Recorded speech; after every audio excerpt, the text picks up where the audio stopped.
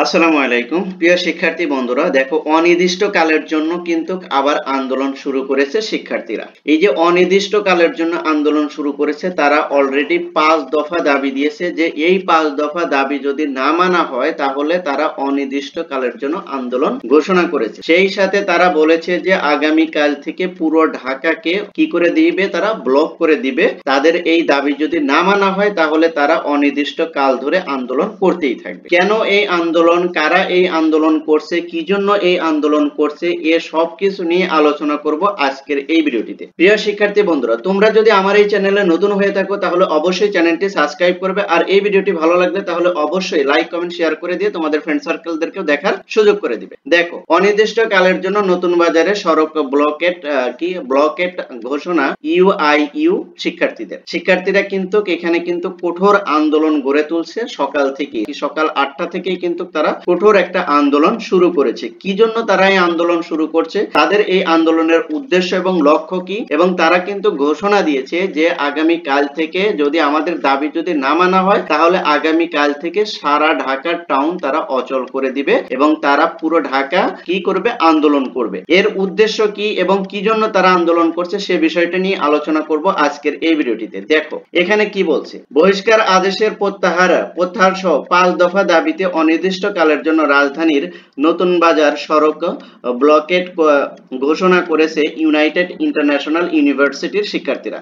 তারা কিন্তু অলরেডি কিন্তু এই যে দেখতে পাচ্ছ তোমরা, সড়কে কিন্তু বসে তারা অবস্থান কর্মসূচি পালন করছে। সেই সাথে তারা কিন্তু কঠোরভাবে আন্দোলনে যাওয়ার জন্য কিন্তু তারা দৃঢ় প্রতিজ্ঞ ব্যক্ত করেছে। সেই সাথে তারা বলেছে যে দাবি পূরণ হতে হবে, দাবি পূরণ না হওয়া পর্যন্ত তারা কখনোই এই আন্দোলন স্থগিত করবে না। দেখো এখানে কি বলছে, দাবি পূরণ না হলে আগামীকাল রোববার থেকে পুরো ঢাকা ব্লকেট কর্মসূচি দেওয়ার ঘোষণা করেছে তারা। এই যে আন্দোলনটা শুরু হয়েছে এর ভিতরে তারা কিন্তু 5 দফা দাবি দিয়েছে। সেই 5 দফা দাবি কি এ বিষয় নিয়ে আলোচনা করব। 21শে জুন দুপুরের এই ঘোষণা দেন ইউনাইটেড ইন্টারন্যাশনাল ইউনিভার্সিটি ও Private University Alliance of Bangladesh.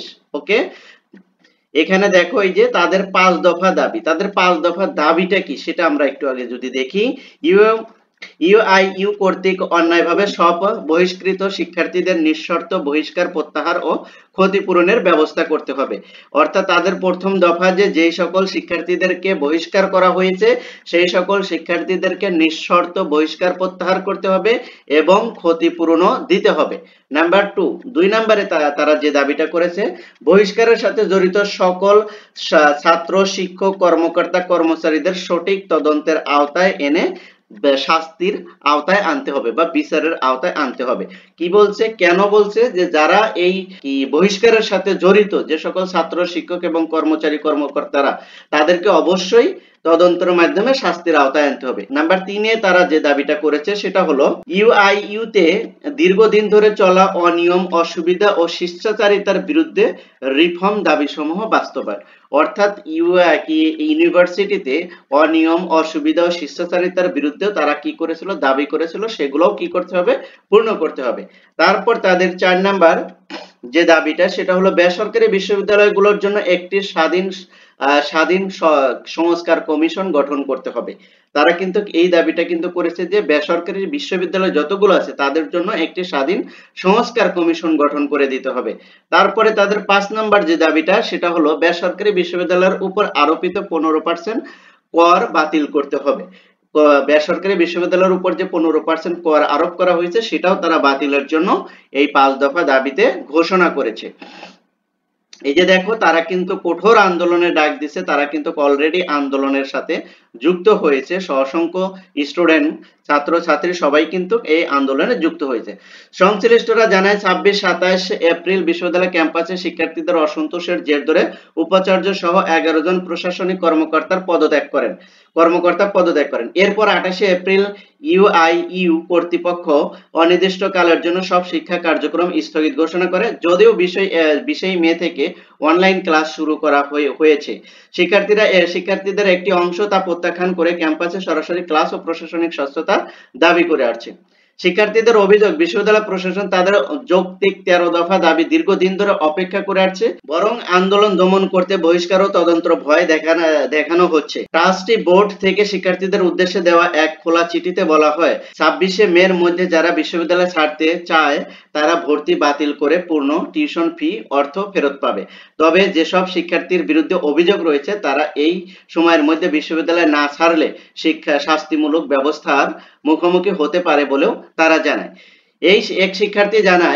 এক শিক্ষার্থী সামাজিক মাধ্যমে পোস্ট দিয়ে লেখেন, দেশ ও দশের জন্য প্রাইভেট বিশ্ববিদ্যালয়ের যেসব ছাত্র তাদের জীবন দিয়ে লড়েছিল, এবার তাদের পাশে দাঁড়ানোর সময় এসেছে। আমরা অবৈধ বহিষ্কার আদেশ বাতিল না হওয়া পর্যন্ত থামবো না। অর্থাৎ তারা বলেছে যে তাদের এই দাবি যদি না মানা হয় তাহলে তারা ততক্ষণ পর্যন্ত থামবে না যতক্ষণ পর্যন্ত তাদের দাবি না মানা হয়।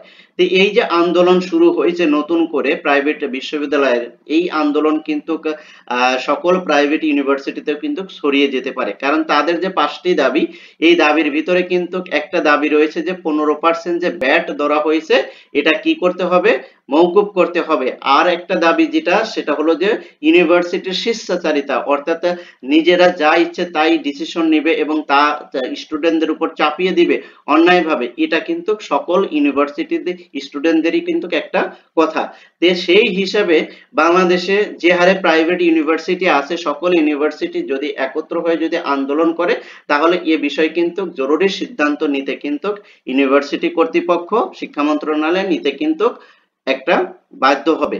তাই আসলে কোন পর্যায়ে চলে যায় কিছুই বলা যাচ্ছে না, এবং এই আন্দোলন কতদিন চলে সর্বশেষ কিছুই বলা যাচ্ছে না। সর্বশেষ আপডেট আইলেই আমি আপনাদের সাথে শেয়ার করব। ততক্ষণ পর্যন্ত ভালো থাকো, সুস্থ থাকো, আর ভিডিওটি ভালো লাগলে লাইক কমেন্ট শেয়ার করে তোমাদের ফ্রেন্ড সার্কেলকেও দেখার সুযোগ করে দাও। Thank you so much. আল্লাহ হাফেজ।